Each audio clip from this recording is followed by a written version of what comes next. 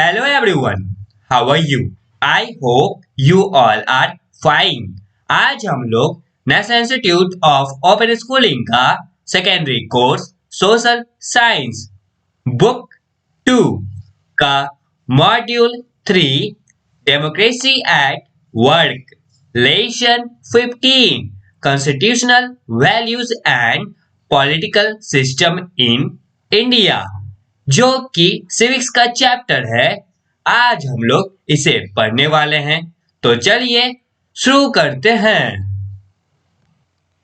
Hello dear students, today we are going to study lesson 50 which is constitutional values and political system in India. So let's start. Mona, who is a student of class 10 in a school in Shillong, asked her teacher a question that had been bothering her for long. She said, "Sir, in newspapers and the television news, I find the reference of the President of United States of America, USA, quite often, but the Prime Minister of USA is never mentioned. Why it is so?" The teacher replied, "You have rightly noticed the differences. It is so because the government of USA is based on its own constitution, whereas our governmental system is based on our constitution.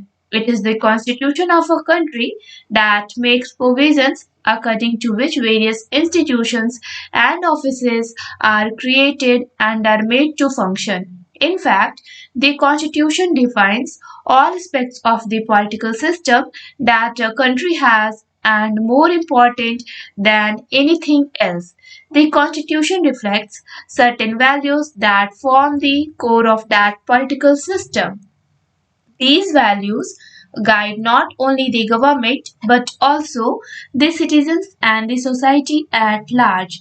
Just like Mona, you may also have questions related to the Indian Constitution and its political system, such as what are the values reflected in the Constitution, what is the nature of the Indian political system, why India is called a federal system, why is it said to have parliamentary form of government. We shall discuss all these questions in this lesson. Mona जो कि class 10th की student है शिलोंग में, और वो अपने teacher से एक क्वेश्चन पूछती है जो उसे बहुत ही लंबे टाइम से परेशान कर रहा था।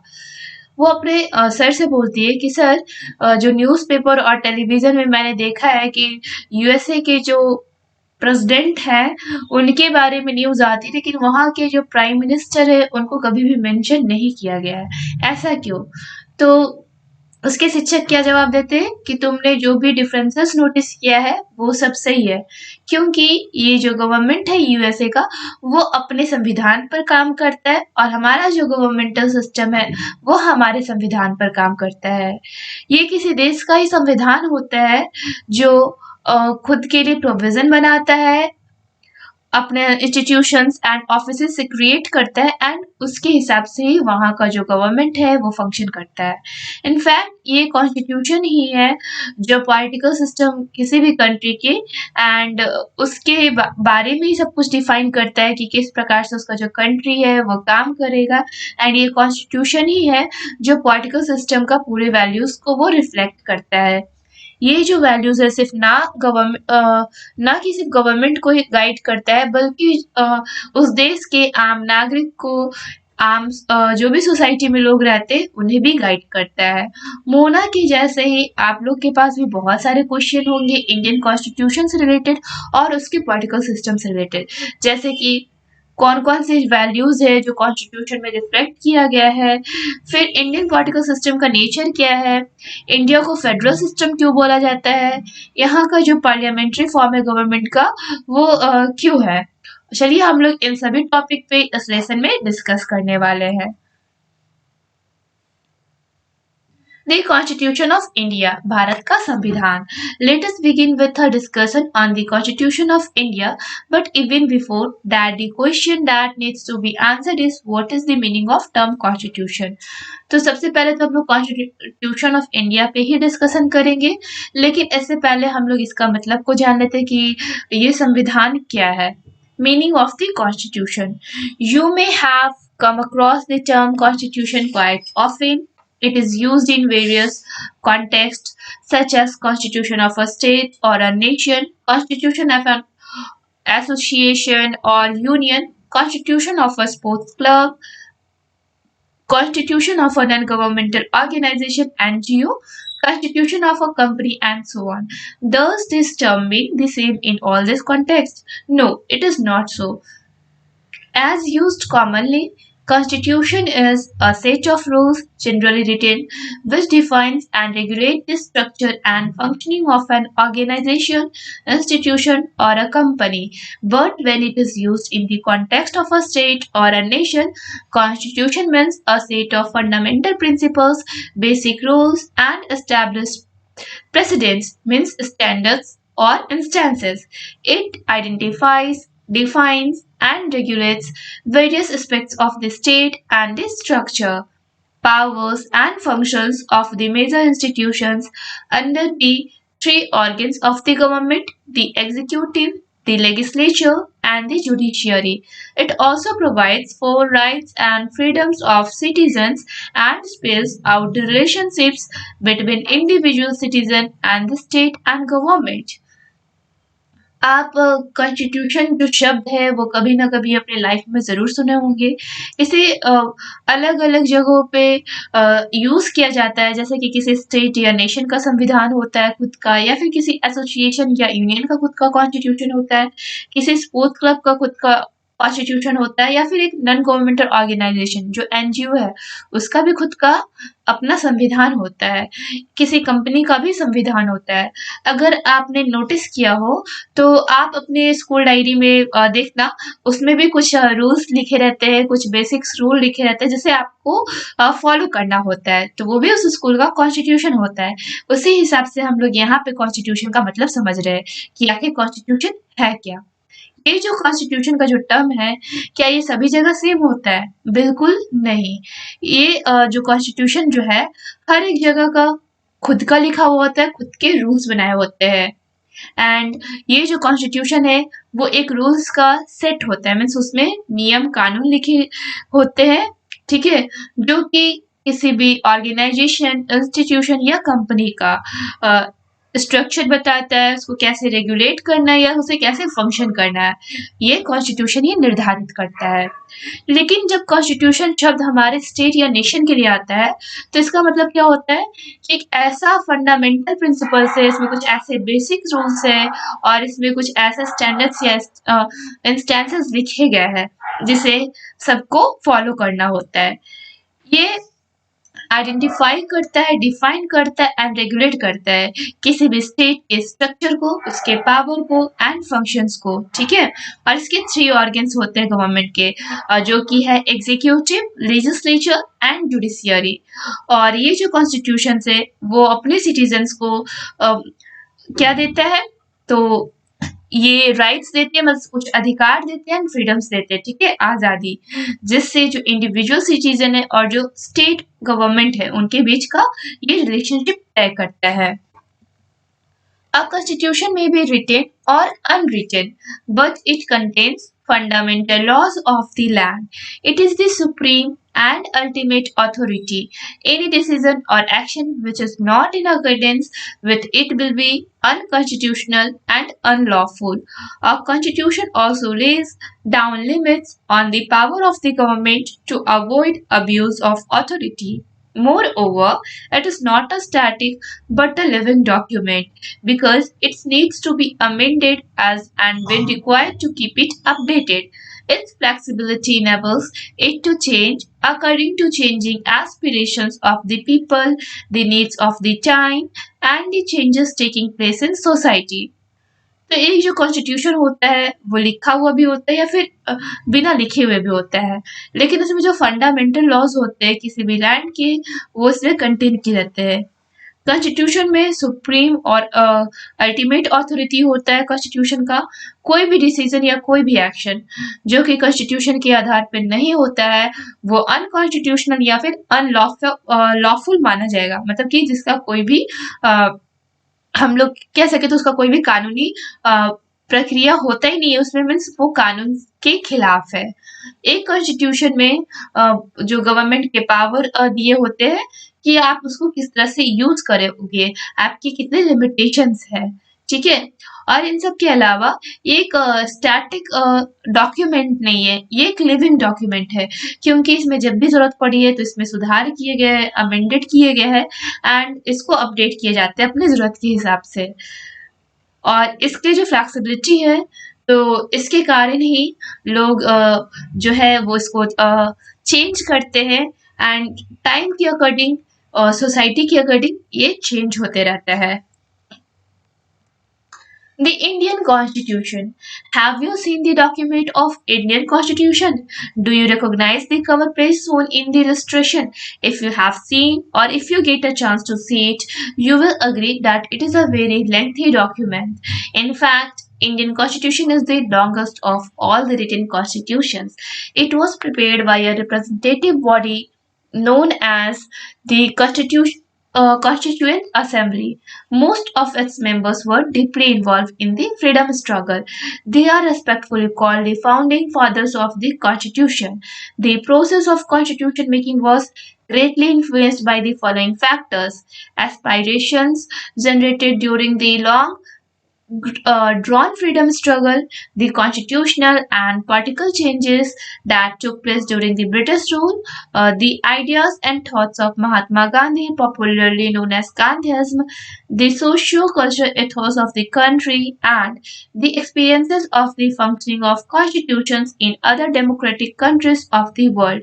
The constitution came into effect on 26 January 1950, and since then we celebrate this day as the Republic Day every year. And here is figure 15.1, which shows cover page of the document, which is Constitution of India. क्या आपने कभी भी Indian constitution के documents देखे हैं? क्या आप उसके कवर पेज जो कि नीचे इलस्ट्रेशन में दिए गए हैं उसको रिकॉग्नाइज कर सकते हो? अगर आपको चांस मिलता है इसे देखने का तो आप पाओगे कि ये एक बहुत ही बड़ा लेंथी डॉक्यूमेंट है। इनफैक्ट जो इंडियन कॉन्स्टिट्यूशन है वो सारे लिखे हुए कॉन्स्टिट्यूशन में सबसे लंबा है और ये रिप्रेजेंटेटिव बॉडी के द्वारा प्रिपेयर किए गए हैं, जिन्हें हम लोग कॉन्स्टिट्यूएंट असेंबली बोलते हैं। और इसके जो ज़्यादातर जो सदस्य हैं वो हमारे आज़ादी के संघर्ष से जुड़े हुए थे और इन्हें हम लोग आदरपूर्वक founding fathers of the constitution बोलते हैं, मीन्स संविधान के निर्माता। ये जो प्रोसेस है कॉन्स्टिट्यूशन मेकिंग का वो सबसे ज़्यादा किससे प्रभावित हुए हैं? तो फर्स्ट क्या है, जो कि लॉन्ग हम लोग का जब लंबे समय से आज़ादी की संघर्ष चल रही थी उससे ये प्रभावित है। फिर दूसरा है कि इसमें जो भी कॉन्स्टिट्यूशनल या पॉलिटिकल चेंजेस हुए हैं ब्रिटिश रूल के दौरान उससे प्रभावित है ये हमारा संविधान। तीसरा कि जो महात्मा गांधी के जो भी विचार है, आइडियाज़ है, जिसे हम लोग पॉपुलरली किस नाम से जानते हैं, गांधीज्म, उससे भी प्रभावित है हमारा संविधान। फिर हमारा जो सोशियो और कल्चरल जो हमारे तरीके हमारे देश के वो भी संविधान में आते हैं। फिर हमारा जो डेमोक्रेटिक कंट्रीज है पूरे विश्व में उनसे भी एक्सपीरियंस लेके प्रभावित होकर हमारा कॉन्स्टिट्यूशन बना है। ये जो कॉन्स्टिट्यूशन है वो प्रभाव में कब आया? 26 जनवरी 1950 और तब से ही हम आज तक उस दिन को 26 जनवरी को एज अ रिपब्लिक डे हर साल मनाते आ रहे हैं, गणतंत्र दिवस। The Constitution of India defines all aspects of the Indian political system, including its basic objectives. It has provisions regarding the territories that India will comprise, citizenship, fundamental rights, directive principles of state policy, and fundamental duties. The structure and functioning of governments at union, state, and local levels, and several other aspects of the political system. It defines India as a sovereign, democratic, socialist, and secular republic. It has provisions for bringing about social change and defining the relationship between individual citizen and the state. जो भारत का संविधान है, इसमें Indian political system से related हर एक चीज है और इसके जो बेसिक ऑब्जेक्टिव्स है वो भी हमारे संविधान में लिखे गए हैं। इसमें बहुत सारे ऐसे प्रोविजंस है जैसे कि इंडिया के कौन कौन से टेरिटरीज है, इसके जो सिटीजनशिप कैसे लिए जा सकते हैं, सिटीजनशिप है क्या, फिर इसमें बहुत सारे फंडामेंटल राइट्स दिए गए सिटीजन्स के लिए, जो भारत के जो नागरिक हैं उनके यहाँ पे अधिकार दिए गए हैं। फिर यहाँ पे स्टेट पॉलिसीज और फंडामेंटल ड्यूटीज दिए गए हैं। और इसमें जो यूनियन लेवल पे, स्टेट लेवल पे, लोकल लेवल्स पे जो इनके किस तरह से ये स्ट्रक्चर है इनके और किस तरह से ये फंक्शन करेंगे हमारे हमारे गवर्नमेंट, उनके बारे में लिखा हुआ है। फिर कई सारे अन्य पहलू भी है पॉलिटिकल सिस्टम के बारे में। ये भारत को as a sovereign, democratic, socialist और सेक्युलर रिपब्लिक, इन सारे एस्पेक्ट्स को कवर करता है हमारा संविधान। और इनके पास बहुत सारे ऐसे सोशल चेंज है जो कि हमारे इंडिविजुअल, सिटीजन और स्टेट के रिलेशनशिप को डिफाइन करता है। And now, based on your understanding, try to solve in text questions 15.1. Next topic is constitutional values. The constitution of any country serves several purposes. It lays down certain ideals that form the basis of the kind of country that we as citizens aspire to live in. A country is usually made up of different communities of people who share certain beliefs but may not necessarily agree on all issues. Our constitution has serve as a set of principles, rules, and procedures on which there is a consensus. These form the basis according to which the people want the country to be governed and the society to move on. This includes not only an agreement on the type of government but also on certain ideas that the country should uphold. The Indian Constitution has certain core constitutional values that constitute its spirit and are expressed in various articles and provisions. But do you know what is the meaning of the word value? You may immediately say that truth, non-violence, peace, cooperation, honesty, respect, and kindness are values, and you may continue to count many such values. In fact, in a layman's understanding, values that which is very essential or worth having and observing for the existence of human society as an entity. The Indian Constitution contains all such values, the values that are the universal, human, and democratic of the modern age. तो हमारा जो संविधान है, जो संविधान होता है किसी भी देश का, उसमें सारे पर्पसेस लिखे होते हैं और इसमें बहुत सारे ऐसे आइडियल्स होते हैं जो किसी भी देश का जो सिटीजनशिप है उसको जीने में हेल्प करता है। एक देश का जो अलग अलग समुदाय होता है लोगों का, उसमें अपने अपने मत होते हैं, मतलब उनके खुद के विश्वास होते हैं और उन्हें हर एक इश्यूज पे अग्री करना पड़ता है या नहीं होना पड़ता है, ये सब संविधान निर्धारित करता है। एक जो संविधान है उसमें बहुत सारे ऐसे कुछ प्रिंसिपल्स होते हैं, रूल्स होते हैं, प्रोसीड्यूर्स होते हैं जो कि लिखा होता है, ठीक है। और according to our constitution, people want the country to be govern and the society to move on. Means लोग ही चाहते ना कि किस प्रकार से जो सरकार है वो यहाँ पे मीन्स अपना काम करे एंड कैसे हमारा सोसाइटी आगे बढ़े। और इसमें हमारे जो गवर्नमेंट है वो किस तरह से अपने एग्रीमेंट करते हैं और किस तरह से वो देश को आगे चलाते हैं, ठीक है। जो हमारा भारतीय संविधान है उसमें बहुत सारे ऐसे संवैधानिक मूल्य लिखे गए हैं और साथ में इसमें बहुत सारे आर्टिकल्स और प्रोविजंस भी है। लेकिन आप क्या जानते हो वैल्यू का मतलब क्या होता है? अगर आपसे वैल्यू का मतलब पूछा जाए तो आप तुरंत बोलोगे कि सत्य, अहिंसा, शांति, सहयोग, ईमानदारी, फिर आदर, सम्मान, दयालु, ये सब हमारे मूल्य है।